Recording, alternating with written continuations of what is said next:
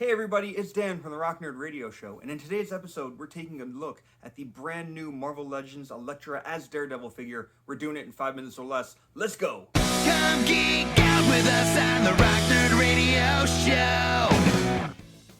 The first thing I want to talk about in this 5-minute review is the packaging. Now, we've been very used to getting the vintage card packaging for Spider-Man characters to look something like this. It has that 90s Spider-Man logo on it, the art that would have appeared similar to how it appeared in the 90s. And then on the back, we got a really cool cross-sell of everybody who was appearing in that wave. I really liked this. I liked the setup. It looked dynamic. It looked cool.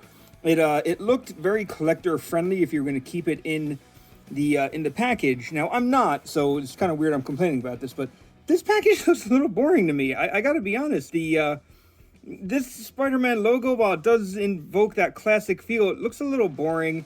I like that they have the comic art as opposed to like that animation art. Like, that's a neat touch, but the back, there's nothing here but a shot of the figure in a very static pose, especially in this one, and a bit of a blurb about who they are.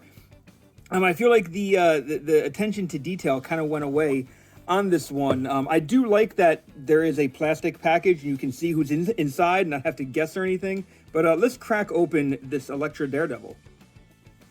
All right, so out of the package, this Daredevil, Elektra Daredevil, looks fantastic. I want to point out double-jointed pinless arms, double-jointed pinless knees. She is on a great buck for a female action figure.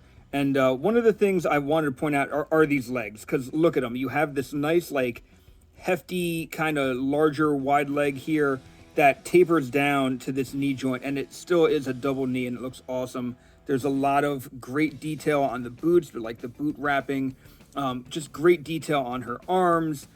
This piece, her belt piece, it flexes, it moves, it's not stuck on, but if you really wanted to take it off, there is still like a molded belt kind of here.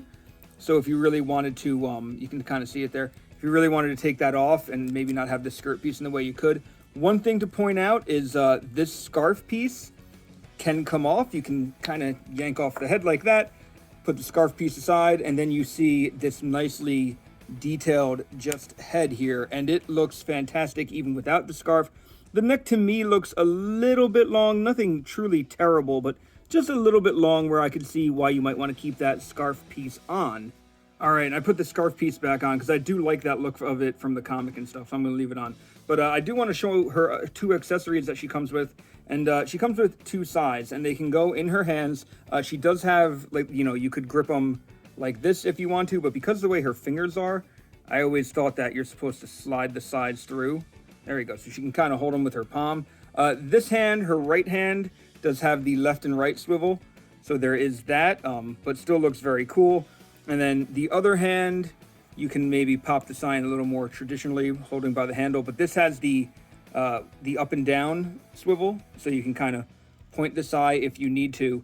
And really cool way to do that, having two different hand options here with the different sides. I am a little surprised that in a wave that had no Build-A-Figure and is still charging the $25 price tag, that we couldn't have gotten an extra set of hands for this Elektra so that she could hold the two sides if you wanted in the same way or in different ways. That is definitely a little bit of a surprise. And just to finish off by taking a look, comparing this Elektra to two of the other Elektras that I have in my collection, we have our comic book red one. This was in the Spider Build-A-Figure wave. We have our white costume one from that Daredevil 3-pack, and we have this new Daredevil Elektra. All of these very different looks for the character.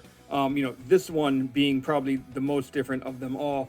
I'm waiting to see if we get a new red version Elektra on maybe that updated Black Widow body, or even on the same body as this Daredevil Elektra, because I feel like she is due for an upgrade. But these are all fantastic figures. I honestly, if I had to pick my favorite, it would be the classic kind of red Elektra.